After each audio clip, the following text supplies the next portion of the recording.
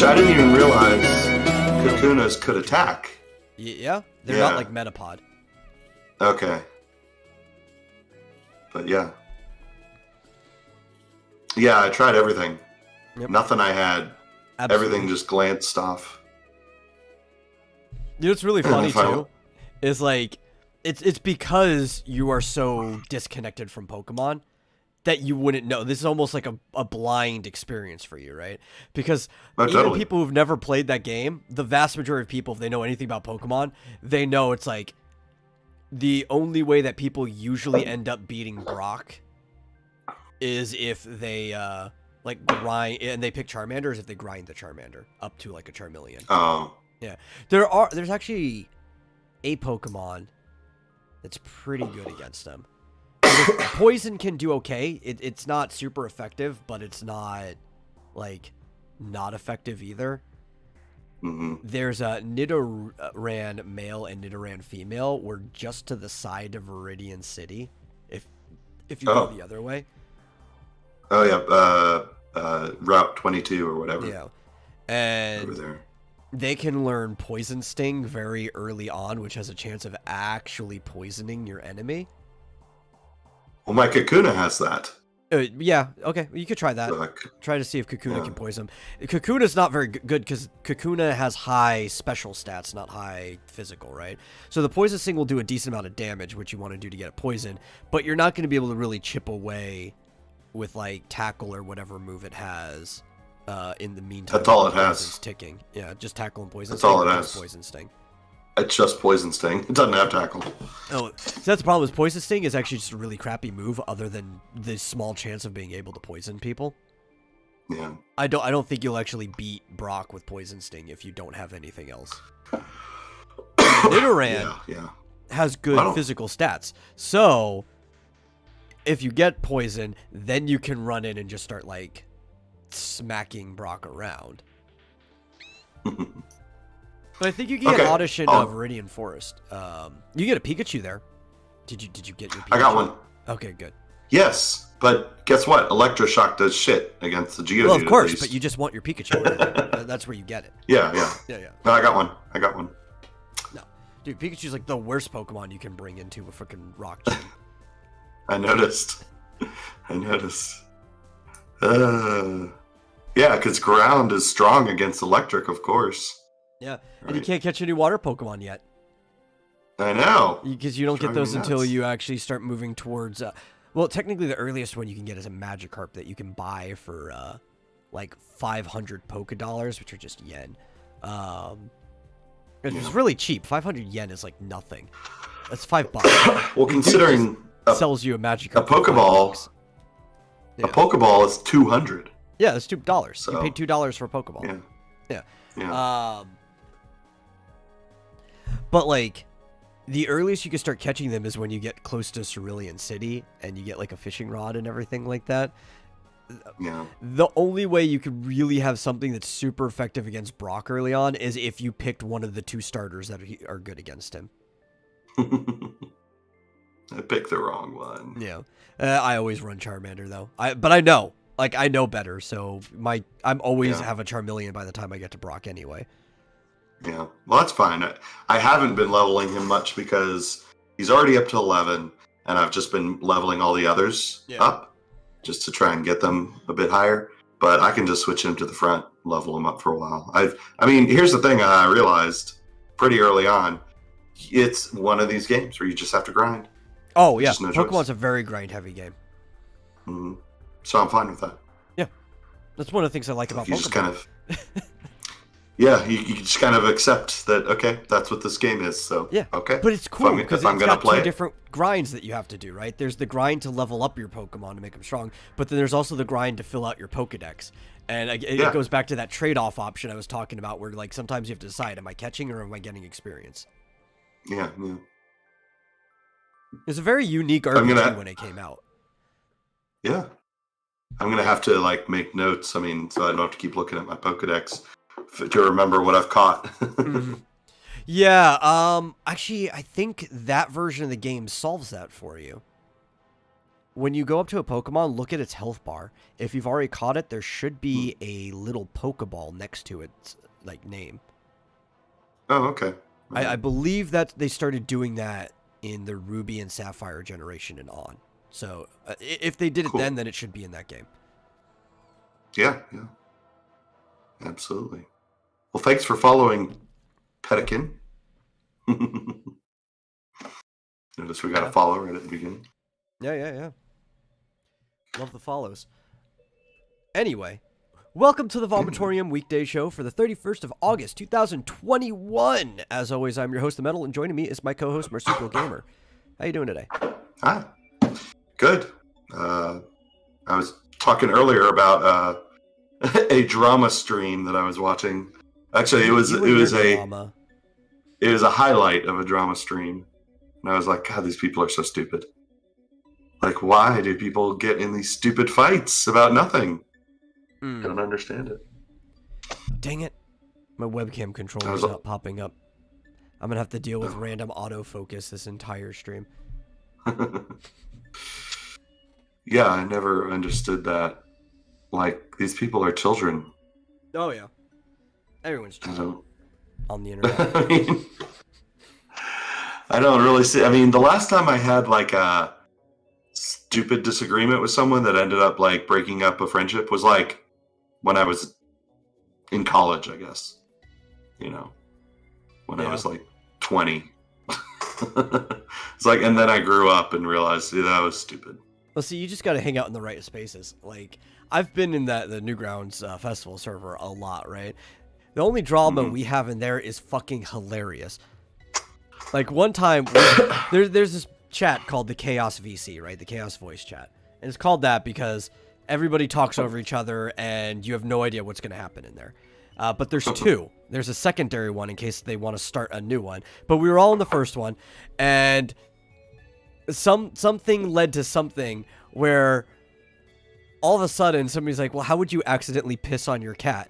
And I was going to give the dude like a very plausible answer for how you could accidentally piss on your cat. And he cut me off before I, like, in the middle of the setup, before I even got to the real thing. Because the setup I was going to say was why your cat would be in the bathroom in the first place, right? And I was like, well, you know, like, sometimes cats just like to chill in the sink or whatever.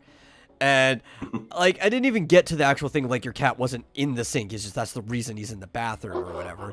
He's like, well, why would you piss in the sink? So after there was that reaction, I had to just basically ignore what I was going to say and follow that thread of, you know, because you got to go full ham, right? Like, go ham or go home. So then we just ended up having, like, this huge debate that split the chat in half over pissing in the sink. And whether you should or shouldn't ever do that, or anybody who has. And it actually got so volatile that it split the chat in half and people went to, like, Chaos VC 2. That's the type of drama I'm fine with getting into every single day, though. Yeah, it's a rule of improv, you know. You have to go with whatever anyone else says. Doesn't matter. Like, my actual answer is going to be, well, you know, so, like, your cat's hanging out in the bathroom anyway. They like to hang out in the sink and stuff like that. Maybe he's walking around. And, you know, you wake up very early in the morning, and as a guy, you know about the split stream. Yeah. And then I eventually did come back around to this and explain it. And all the girls were like, split stream? It's like, yeah. You know, you got a hose there, and sometimes the end gets kind of like stuck together and it just shoots out in two different directions. You can kind of control one, but you can't get both.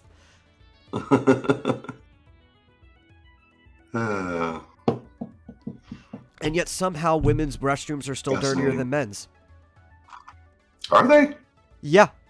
Ask anybody who's worked in, like, food or retail that's had to clean a wet restroom. The women's are always dirtier than men's. And you're like, you expect there to be piss all over the floor of the men's and stuff like that, but it's nothing compared to just how nasty women's restrooms are, because they leave shit everywhere. They're just disgusting creatures. I used to clean up the restroom at the Walmart grocery store I worked at, and yeah.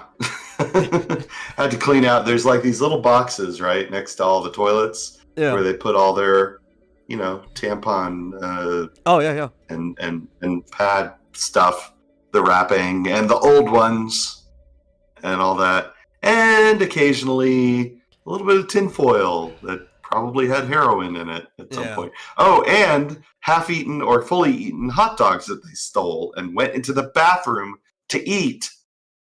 Yeah, well, that's and not the thing. Pay for. Women think they're being sneaky about it, right?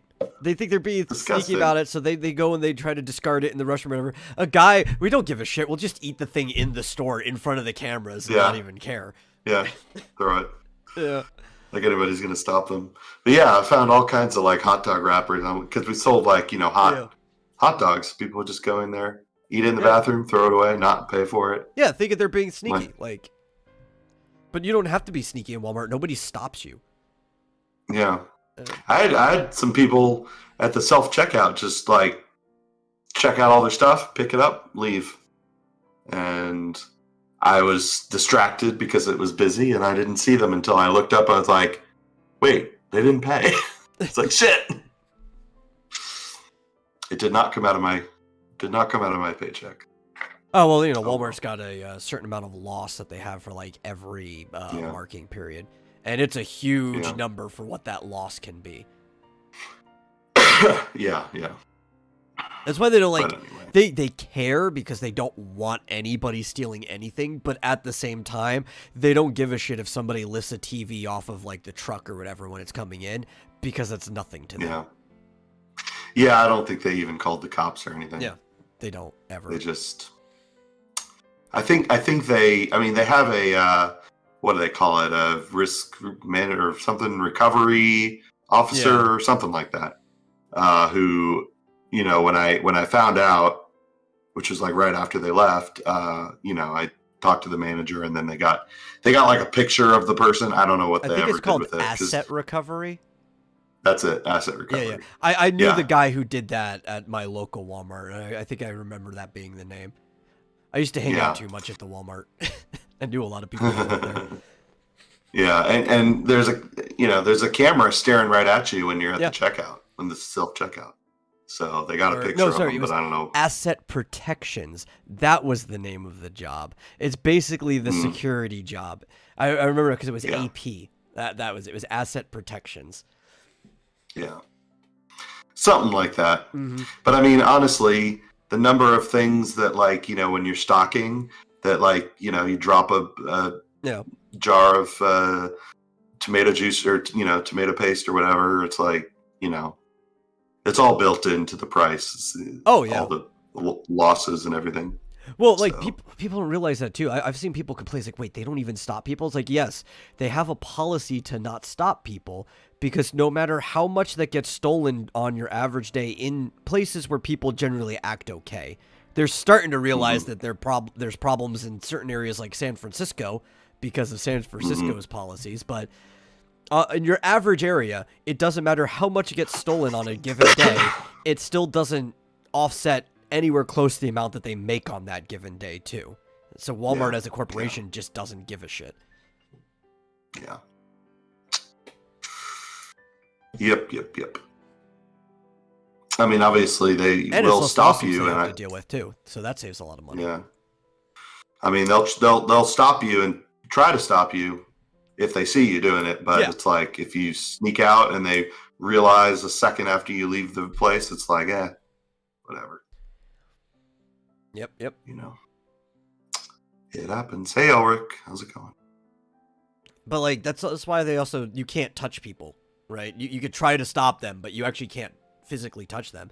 And the reason is any amount of lawsuits that could backfire from you trying to protect your assets would not be worth what you're losing.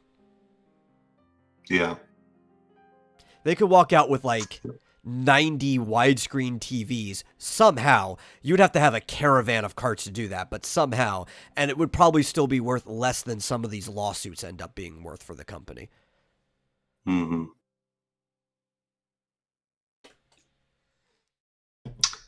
Yep. Yeah. Well, here's an interesting story.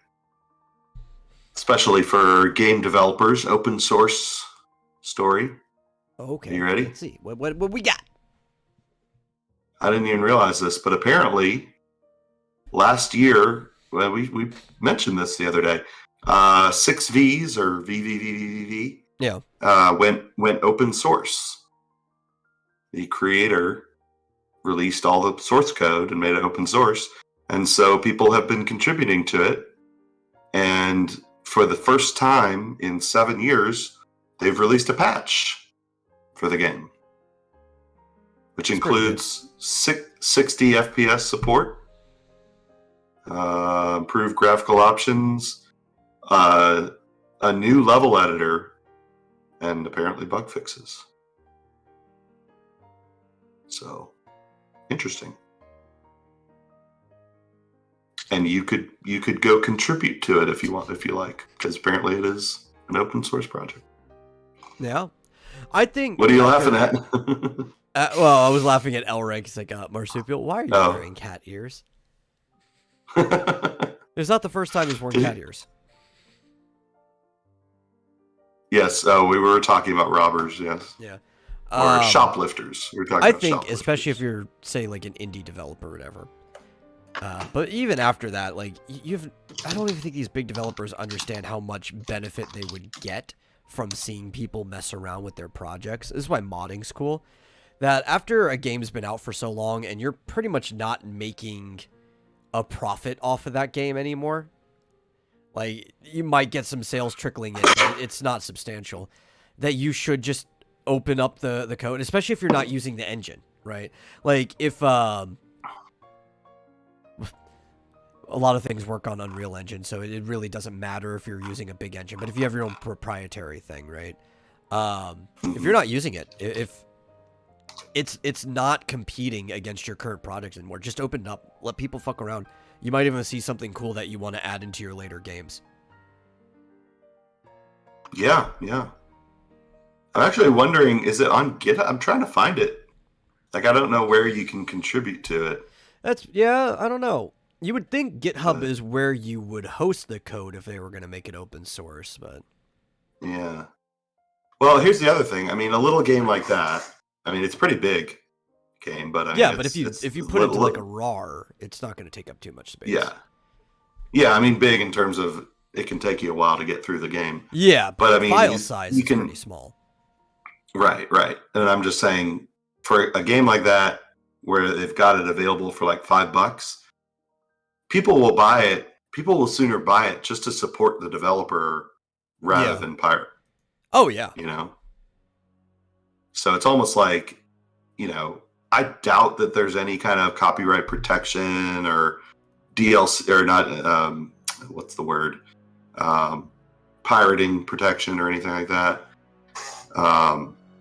Direct rights management and stuff like that. DRM. Yeah, DRM. Yeah, I don't think there's any DRM in it. So I mean, it's pretty much available. You could get it for free very, very easily. Yeah, I'm sure people do pay for it more often than not.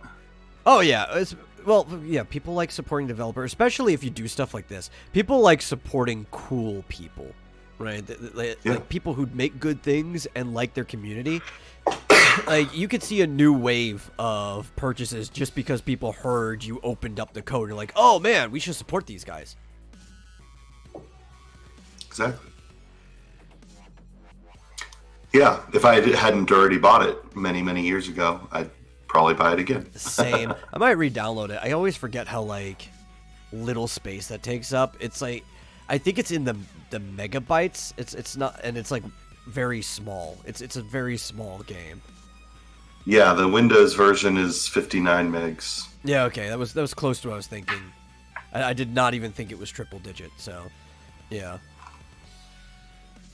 Takes up no space. I haven't played in a while. And you can get it for Windows, Mac, Linux, or Android, or Apple, iOS. I have it on Steam. I think I do too. Yeah, well, I don't know. Let's see, GitHub. I'm just very curious where you can contribute or download the source code. Yeah, there it is. You're right. What are you talking about again? GitHub. We're talking about V. Yeah. If anybody is interested in downloading the source code or contributing to the project, here is a link that I will put in the chat. Yeah. And apparently, yeah, you can download it. So you can download it for free and compile it yourself. Yeah. And play it. Or you can I have just no reason to. Yeah. Unless because I have the game, and I'm pretty sure most of the people that are working on it can easily just take whatever they're doing and make them like Steam Workshop stuff. So I'll just download any mods that way. Yeah, I'm just saying if anybody is interested in game development and they'd like to see how this is done. Never heard of it. It's the wacky game of manipulating gravity. The reason it's so many V's is because they're down arrows that also form up arrows between them, because you keep flipping up and down, and you have to like navigate through this entire almost Metroidvania like labyrinth of a world, flipping the gravity and not dying, because there's a lot of things that are trying to kill you, including spikes on surfaces and shit. There's also 6 characters in the game, and that all their names start with the letter V. Yes. Multiple meanings in the name. Yeah, it's very, very deep title, I guess. For something that looks simple, you can cut that title apart many different ways. Yeah, and here, if you want to look at the actual game, there it is on itch.io, Elric. It's a very fun game. Very I enjoyed simple. playing it when I played it. It's a very unique I never beat concept it for the time. I never beat it. It gets very, very difficult. There have been a lot of clones, not exact clones, but like the kind of games where you're just constantly dying. Yeah. Die, start over, die. You try to get a little bit farther, die, get a little farther, die. Well, it was like one of the older those games to do that. Very early internet, which I think has some origins back on Newgrounds, if I remember. But it was called. Have you ever heard of I Want to Be the Guy? Mm-mm. There is a game called I Want to Be the Guy, the movie, the game, and it is one of the hardest platformers you will ever play in your life. There's even a reference to it in Super Meat Boy. Because, the Super Meat Boy had bonus characters that you can unlock by going through, like, the warp zones. And one of the hardest levels in the entire game is the level for I Want to Be the Guy, the movie, the game, where you unlock the guy. Yeah. Yeah. Well, that's right. Yeah, and frankly, Super Meat Boy is in that same genre, right? Yeah, it's a platformer that's trying to constantly kill you. Yeah. You die over and over and over and over. You have infinite continues, basically. Are you a square block jumping over obstacles to the music? No. It's not to the music. I mean, it has some pretty awesome music. No, I think he's thinking of the Impossible platformer. Oh. Yeah. Yeah, there's nothing in the rhythm of the music has nothing to do with the game. Yeah. It has some He's pretty thinking awesome of a music, different game. but oh, okay. Yeah. Yeah, you're not a square block. You're a little guy. Yeah, you're actually sprite. He's got shape to it. Yeah. Little guy moving around. Flip, flip, flip, die. Yeah. Should stream it sometime, I guess. Well, I love the on Steam limitations as well. too, right? Is that you can't just like endlessly flip to fly. You have to wait till your character touches another surface to flip again. So you really have to think about when you're going to use the mechanic to get through. Yeah. And they'll be moving platforms, and you have to, go onto the bottom of a platform and then flip over to the top of the next one, and things like that. And there's spikes everywhere. It's crazy. Yeah, it's a fun game. Yeah. Hey, Pickles, how's it going? I've been trying to get Pickles and Shabby to stream more, and Shabby is being belligerent. As always. He needs to stream more on his channel if he wants his sales to do better on his next comic book. Yeah. But anyway, that's cool that it's been updated to, for modern hardware, 60 frames per second, all that jazz. Absolutely. Sooner than we know it, there's going to be a 4K output for it, where it perfectly resizes all the pixels to fit on a 4K screen selection. Exactly.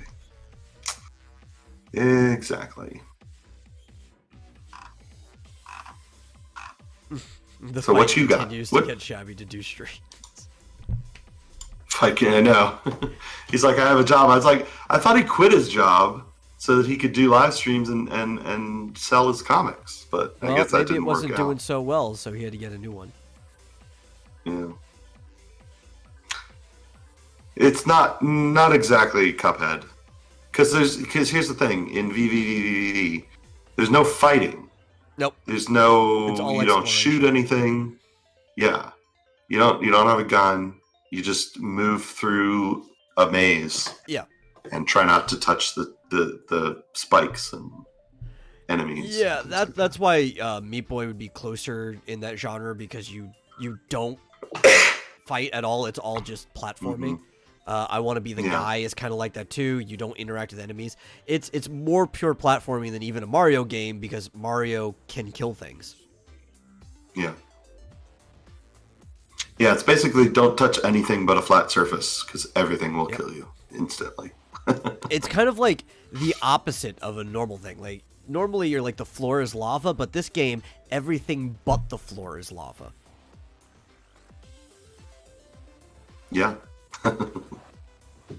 You want to try and find the floor. Yeah. Or the ceiling. Yeah, well, we got some Nintendo news. Or mostly they're rumors, but they're rumors that are coming from leaks. And, well, normally I take leaks with a grain of salt. The people who've been doing them lately have been pretty spot on. It's kind of sad. Like, what happened to their security? I don't know. But one of them is that we're going to be getting a direct coming this upcoming month that is going to show basically everything in the remainder of the schedule for this year. Ooh. Oh. Yeah. So that won't include Zelda. And Presumably. Early 2022, but we don't know what early 2022 means. It could mean into spring, or it could just mean we're covering all of winter now, which will involve some of 2022. Yeah. Could include Splatoon 3. I think that's coming. Yeah, I think that's very likely. Mm-hmm.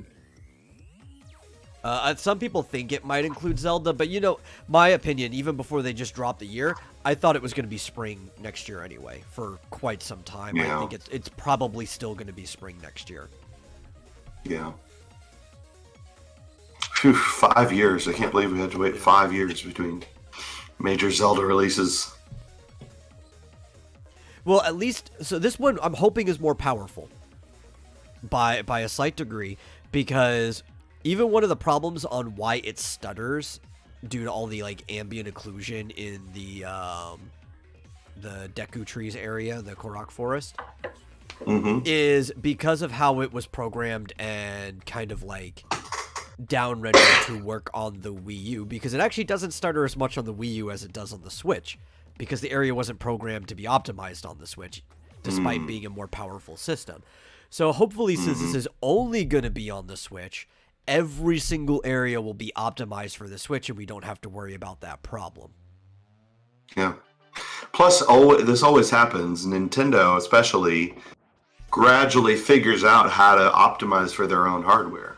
So a launch title is just never going to be as good or as optimized as something 5 years down the road. Doesn't help, which this is at least the second time they've done that, where we make a Zelda game to launch with our system, but it's also on the previous system, like they did with Twilight Princess, right? Yeah. It was a good move, I think. The GameCube version functioned better than the Wii version. Hardly noticeable, at all. But if you were paying close attention, the GameCube version functioned better because it was optimized for the GameCube, not for the Wii. And then you had to deal with the weird motion controls that were not even really necessary because Link just followed the same sword swing no matter what, right? That's why I hate that they flipped it for the hands. It's like but it doesn't matter. What hand like pointing at the screen doesn't matter. It's the swishing motion. That's all that fucking matters. Yeah. Yeah, and the fact is that they released the HD version for the Wii U where none of that, all of it was gone. Yeah. You didn't have to do that anymore. So. And now Link is suddenly right-handed in every game now, because of that dumb gimmick. Yeah, I know. Well, wait, is he right-handed in Breath of the Wild? I don't know. I don't even remember. I guess he might be.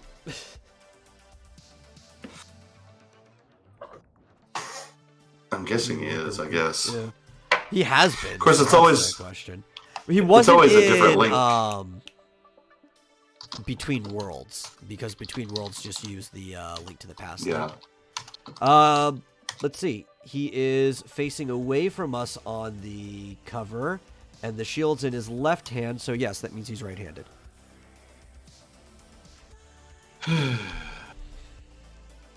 Well, they're all different Links, so... Yeah, they are, but... I don't know. The Triforce always popped up on the same hand every single time, so I assume that was going to be one of the traits you would see in each incarnation, would be that he was left-handed. Mm-hmm. Well, now, wait a minute. So, didn't they just have a Pokemon Direct? Yeah, they did. Yeah. But... So, this one's not... Here's the thing about the Pokemon Direct.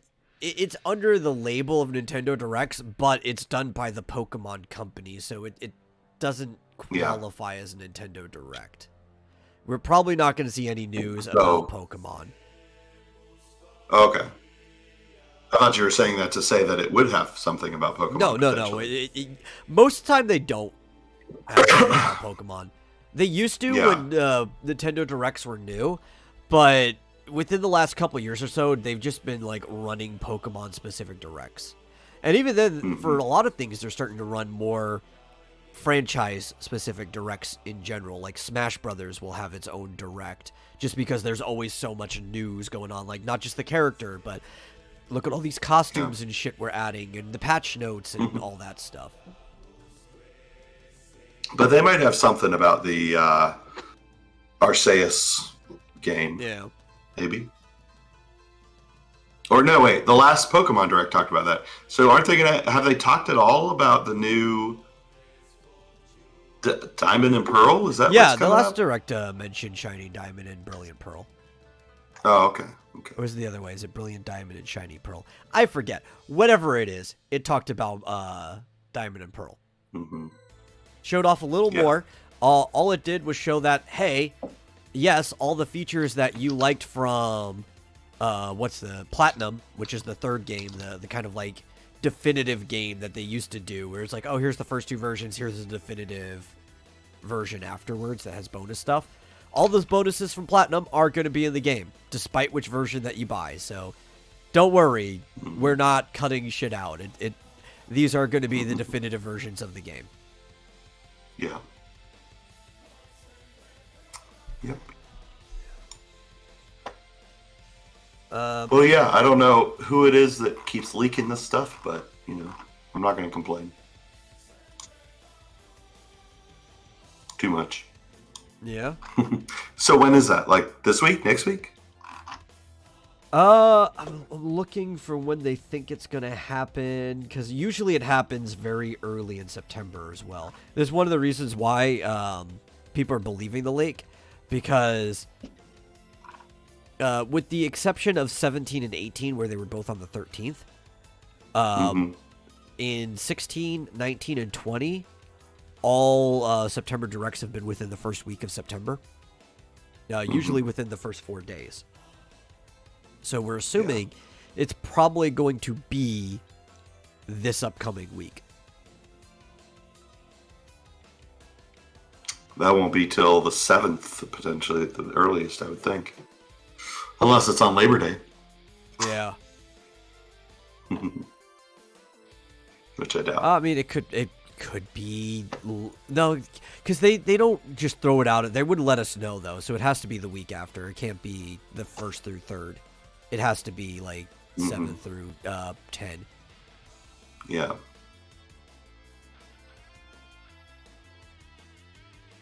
Yeah, Elric is getting confused by your TV screen. Oh yeah, I've told you before. It's encoding stuff. There's a lot going on. No, but there's a natural a vertical whole. Oh, that's the scan thing. Line. Yeah, yeah. It's how. Have you ever, Elric, watched a CRT TV? They Probably actually not. They do have scan lines, especially the older He's ones. like the newer ones were so bright that you didn't notice the scan lines. But you've seen the older ones. Like they were very noticeable on, especially as the tubes were starting to fade out. Yeah. Yeah, I don't know what causes that in the old CRTs, like that light bar that kind of goes up like that. Because that's not part of the scan lines. That's something having to do with. Well, it technically is part of it. It has to do with the vacuum tube on the inside and how the light is projected in the first place. Yeah, I mean, it's an indicator that it's an old TV, right? The cathode rays are getting old. Yeah. Speaking of, though, this will probably be in the Direct if it does come out. There is a rumor that Nintendo Switch Online is finally going to be adding Game Boy games to it. Oh. Yeah. From the original Game Boy. Neat. I don't think it'll go up to Advance or anything. I think it's all going to be like Game Boy and Game Boy Color titles. Not like I haven't, like I couldn't just play any of those games right now in a second. Like, I don't know why I'm so excited. Yeah. It's like, name a Game Boy game. I probably have it right here. One of the reasons this came out is because people were mining through recent patch data, and they found that there's support for Game Boy games in the Switch. Now, why would that be added in if they're not going to eventually add that to the online system? We just have no idea when the fuck that's happening. Yeah. Could be this year, could be next year. Who knows? I'll be excited. They should do advance games too, I think. Yeah. Which Game Boy game would you like to see the most? That you don't think they'll do? Because obviously they're going to put, like, Link's Awakening, Mario Land for sure, maybe even all the way up to Wario Land. Like, there's certain games that will be in there. Which one do you think that they should put in there that they may not?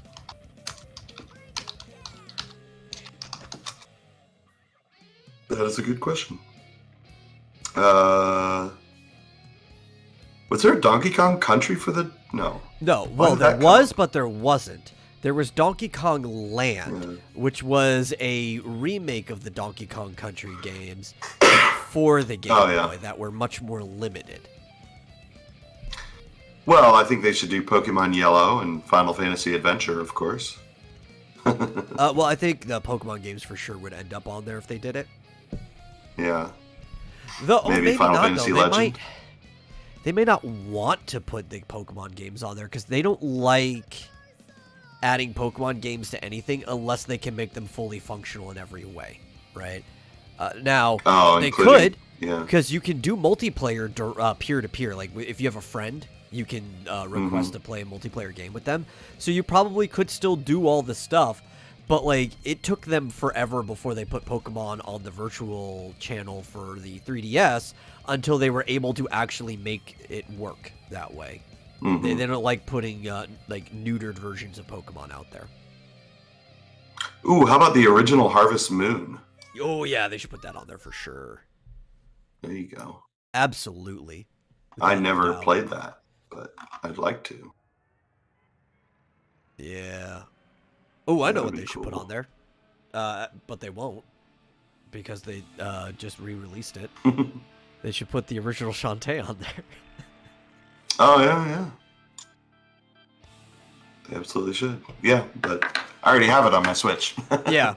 And the thing is, any of those games, they have to talk to the dev, right?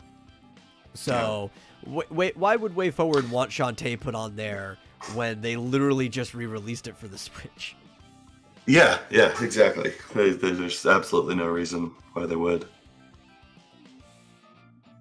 But now, is it going to be? Presumably, it'll be Game Boy Color, right? Like include the color games. Yeah, I'm assuming. Because so, I mean, they could do.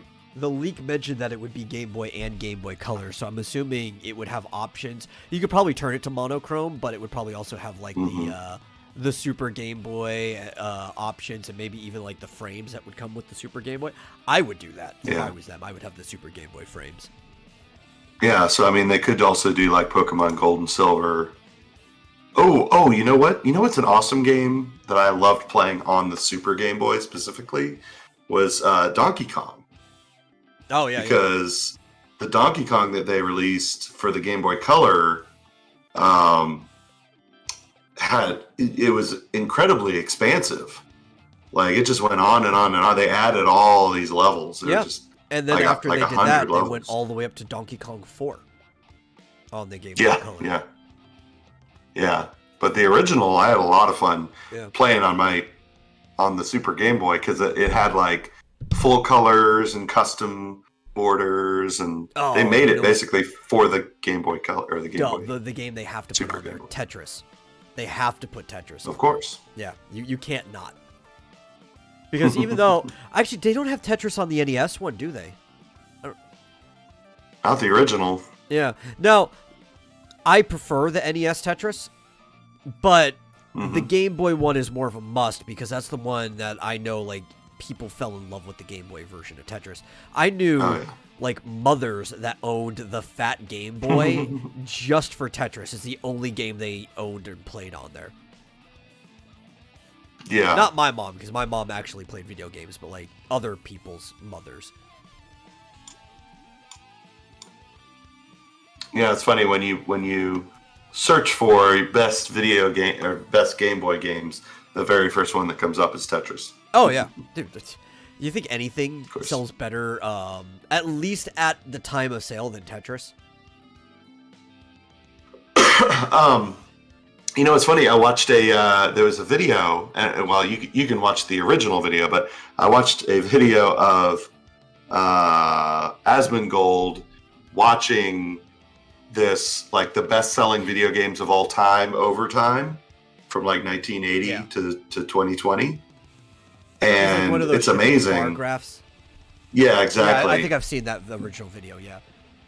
Yeah, and like the only thing that ever toppled I'm not even sure if it did, actually. I feel like Minecraft might have barely, maybe. I'm not sure that it ever did. I think Tetris might have been at the top at the very end. Yeah. One of the things about Tetris is it's a game that's uncopyrightable, it's untrademarkable too, right? So like any company can just make a Tetris game whenever the fuck they want. Yeah. All because of an error of the original team not thinking to trademark the game. Well, and then it went into the original team was Russian. Yeah. And they didn't know. They released it in the United States. They could have filed for like copyright and trademark, but they didn't know to, right? It wasn't something that came to their head. And it kind of just went off into the public domain. Yeah. Because in Russia, especially at that time, you didn't literally have the ability to copyright things. You would have had to do it outside of the country. Mm-hmm. I love that. Yeah, I was watching, what was the name of the show? Icons on G4, which you could still watch all of the old Icons on YouTube. They have the full episodes. And there's one on Tetris. And I remember when I first watched him, like, Tetris, what is this, Russian tennis? I was just making a stupid joke. But then, like, halfway through, they tell you, like, why they named it. It's like, well, you know, Tetra means four. And we always really liked the game tennis, so we just kind of added that is to the end. It was like, oh, I guess the actual reason they named the game that way. Mm-hmm. So, here's the thing. Minecraft didn't surpass Tetris in total sales until 2020. I believe it. And in 2020, Minecraft had sold 202 million units, and Tetris had sold 201 million. So it was the leader. It was the king for like 30 years. That's okay. I think Tetris is going to age better than Minecraft. Give it another decade and see what happens. Yeah. Yeah, because, I mean, Minecraft's, what, 10 years old? Yeah. Something like that. So it exploded, but Tetris is still selling, right? I mean, you can buy it from somewhere on some platform. And I think Minecraft still probably has another few good years or so of being, like, the kid's favorite game. But give it another decade, I think Tetris will still end up aging better than Minecraft, and we'll probably pass it back up again. Yeah. But you're right. We could make a Tetris game right now. Oh, we could. Yeah, absolutely. and sell it. We can make a frickin' indie comics versus Tetris, where all of the boss fights, where you make the versus mode, all the people you're fighting against are different, like, comic avatars from indie comics of people we know. Yeah. The antis. Yeah, there's absolutely nothing anybody could do to stop us, other than pointing about how lazy we are and how we're not going to finish the game, because that's probably true. Yeah, that's right.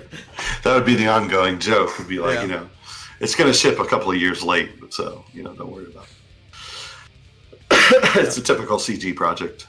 Yeah. Oh yeah, they need to put the Game Boy versions of Double Dragon and River City Ransom on there too.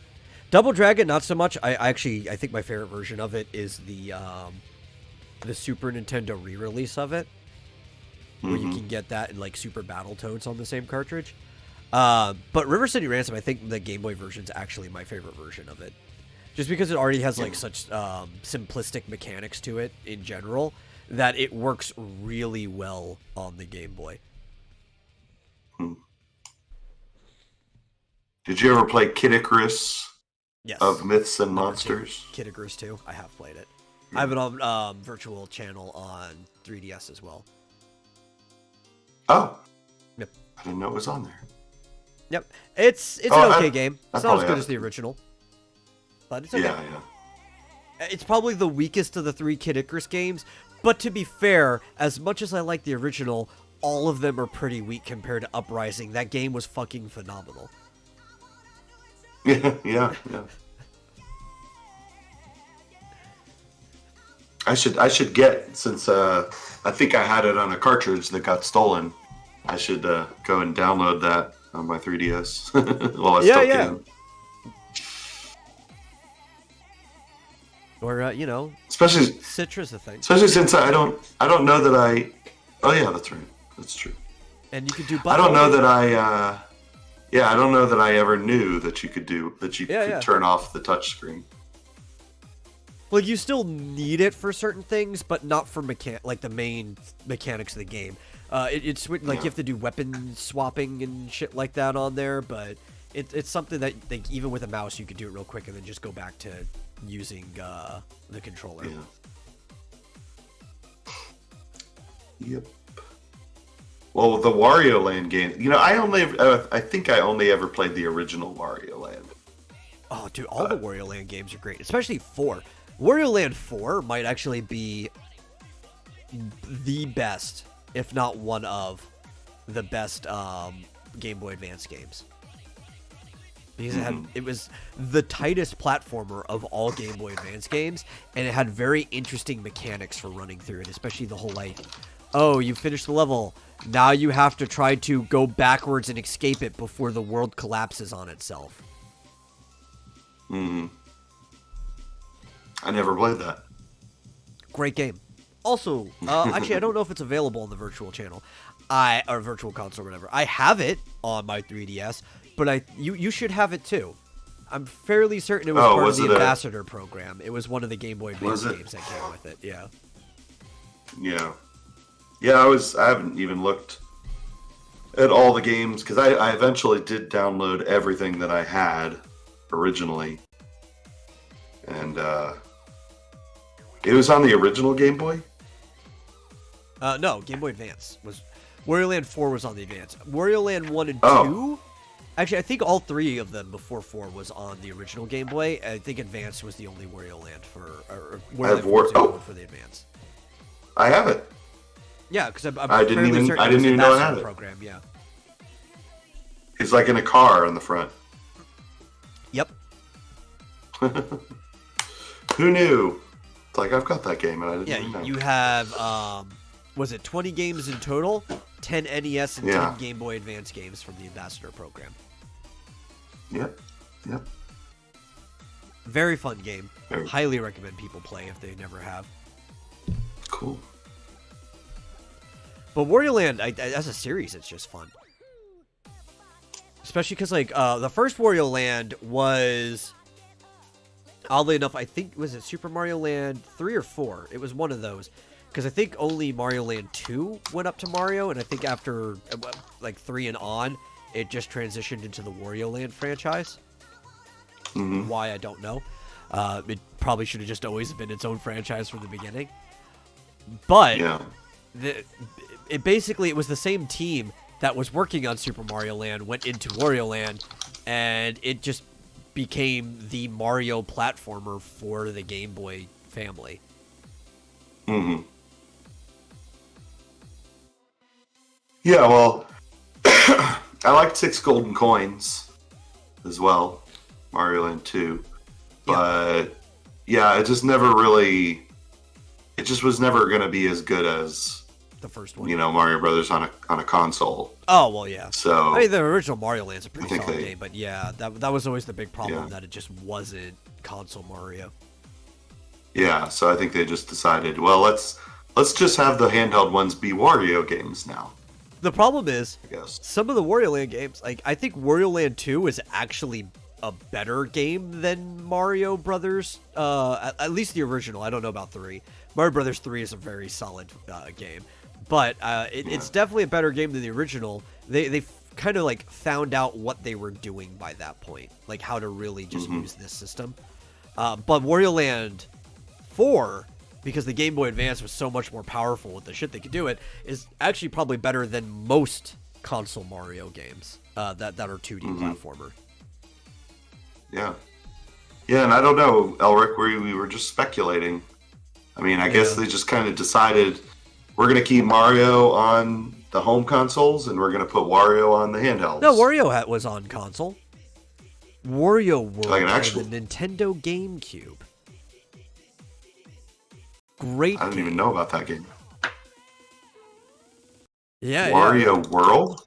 Yeah, because we went to Super Mario World and whatever. So instead of Wario Land anymore, when they made the 3D GameCube game, they called it Wario World. Oh my god, how did I not even know about this game? Yeah, no, it's a great game.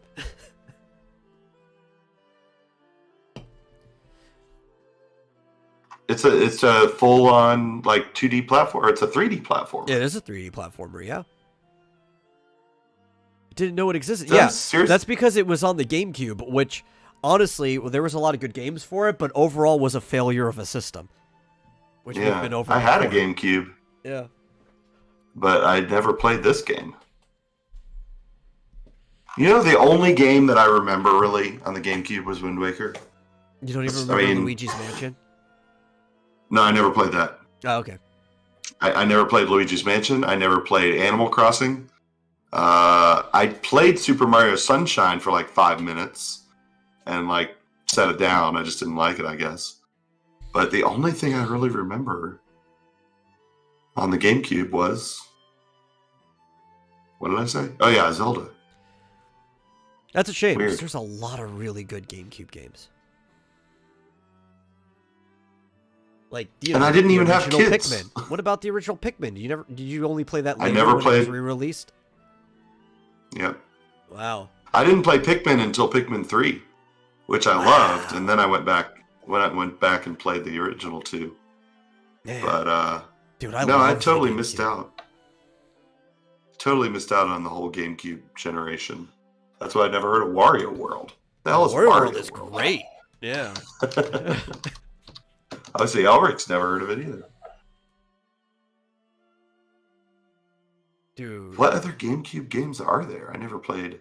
A ton. Spyro? Fucking Star Fox Adventures, which was supposed to be a completely different game, but they just mapped Star Fox onto it instead, and it wasn't even in space. I mean, technically it was, but you were like on planets, and Star Fox had a staff, and he was running around, and it was like a collectathon platformer type thing that introduced Crystal. I think I had Metroid Prime. Metroid Prime's great. I had Metroid Prime, but I never really played much of it. Never played it much. Yeah, weird. Now that I'm looking at I'm like, what? I had like one GameCube game. Yeah, so dude. strange. Mario Kart Double Dash, yeah, that was a great one too. Where you had Never two played that. people in the same cart. 2 people. I didn't even have Twilight Princess because I got that for the Wii. Yeah. And weirdly enough, it's not like I don't have any excuses because I didn't have kids at the time. I don't know. Twilight. There were 2 Zeldas for the GameCube. I guess I wasn't playing very many video games at that time. Yeah. I'm trying to think what else. There's a lot of really, really good ass games on there. I owned a lot of Resident. games. I had like every Mario Party that was on there. I think there was like 3 Mario Parties before it went to the Wii, which was like 4, 5, and 6. Because I think 7 was on the Wii. The Mario Golf Power Tour, I think was the name of it. The Mario Golf game for the GameCube is really good. I had Metroid Prime 2 as well. Yeah, because I think Resident Evil 4. Yeah, well, the cool thing about 4, which was a port, right, because it had come out already for the PlayStation 2 before that, but when you got the GameCube version, you bought the bundle pack, which came with a Chainsaw GameCube controller. Woo. Yeah, dude. Fancy. Resident Evil 4 for the... I think it's actually still considered the definitive version of Resident Evil 4 too. Like, when they port it now, they port the GameCube version.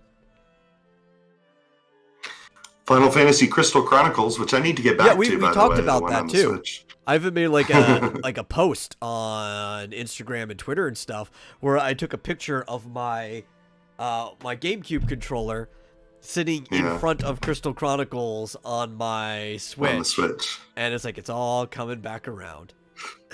That's right. Yeah. Yeah. I did have the special edition of Wind Waker, so I also had Ocarina of Time on the GameCube. See, I also had the thing that you got before that, which was the Ocarina of Time Master Quest bundle that came with the Wind Waker demo before you actually got Wind Waker, right? It also had 4 Swords on it too. Yeah. I love that. I also had that. I feel like I must have just only played Zelda. Oh well. Well, you don't actually you need more than one player to play Crystal Chronicles, Elric. It's just better if you have more than one player. Because if you're by yourself, Mog will hold the chalice for you. But if you have a group with somebody, you have to like rotate and drop, and somebody's always got to be holding the chalice, or you got to move it far enough so that you're protected from the mist. It's a more engaging game when you've got all 4 people playing. Yeah. That was my problem. I had no friends. Yeah. Still, the fact that you never played Luigi's Mansion, which is one of the best games for the GameCube. I haven't even played, they just recently re-released it, I guess, on the Switch. Did they? Well, they re-released the original on the 3DS not too long ago. So 1 and 2 are not available on the 3DS. 3 was made for the Switch. I don't think they re-released the original for the Switch. It must have been on the 3DS, yeah. Because they came out with 2, and then afterwards they were porting a couple games from GameCube to the 3DS, which upset me that they stopped since they were still supporting the 3DS for a while. They should have just been porting GameCube games over to it. Yeah. Obviously, I could handle it. Yeah. I never played any of the Paper Mario games. Oh, yeah. Dude, I almost forgot about Paper Mario and the 1,000-Year Door, which is a great game for the GameCube. I didn't play that, and I didn't play the original. I played Super Paper Mario on the Wii, and I did enjoy that very much, even though it's not a traditional I don't Paper like it Mario. as much. I liked it because that was the only one I ever played. Yeah. And I liked it. I played a lot of Wii, but I kind of skipped the GameCube somehow, even though I had one. Oh, yeah? Interesting. Well, you know. Oh. You should play the first and second Paper Mario. You'd really, because you liked Super Mario RPG. Yeah. Oh, I love it. Yeah. Yeah, and the original Paper Mario was designed to be the follow-up to Mario RPG, but due to a falling out with Square, they basically had to reskin it into a brand new game, and they made Paper Mario instead, and the Thousand Year Door just really ups the ante from there. Was Paper Mario on Nintendo 64? Yes, the original was 64, and then the second one was on GameCube. Okay. I'll try it. Yeah. Put it on the list. On the list. Well, along with Kid Icarus, the 3DS one. Yeah, the whole Myths and Monsters thing. No, the 3DS one. Oh, the 3DS one, Uprising. Yeah, you haven't played Uprising. Uprising. Either. Yeah. I have played it. I've played it, but not very much. Yeah. So, anyway. Yeah, that's it for the show. Thanks for watching, everyone. If you enjoy it, please share it with somebody else who might like it. If you really enjoy the show, please consider giving a donation to streamlabs.com/Vomitorium Live. Our fees are covered for this month, but you know, the next month starts tomorrow, so any dollar you throw this way will help. And in the meantime, we'll see you in the next episode. Bye.